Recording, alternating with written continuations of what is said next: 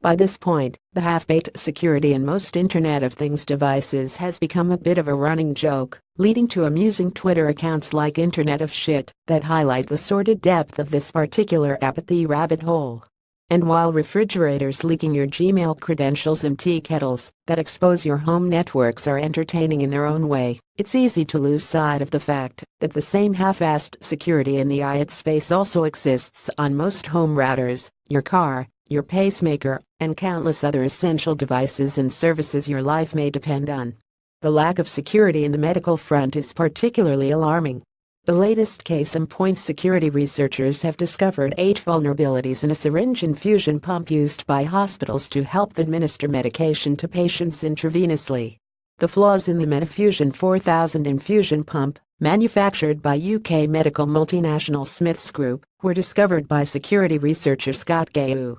The device is utilized to deliver medications, blood, antibiotics and other fluids to critical care patients undergoing surgery, anesthesia and newborn babies. The flaws were severe enough to warrant a new warning from the Department of Homeland Security, which issued an advisory that, like similar past advisories, rather downplays the fact these flaws could be utilized by a skilled hacker to kill somebody. Covertly successful exploitation of these vulnerabilities may allow a remote attacker to gain unauthorized access and impact the intended operation of the pump.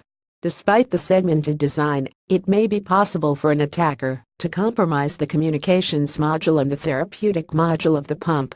Impact to individual organizations depends on many factors that are unique to each organization.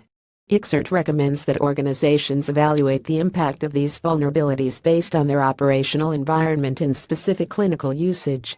Both the FDA and DHS have ramped up the attention they're giving such vulnerabilities, recently having issued similar first-ever warnings about flaws in pacemakers by St. Jude Medical, which can be similarly abused to kill patients.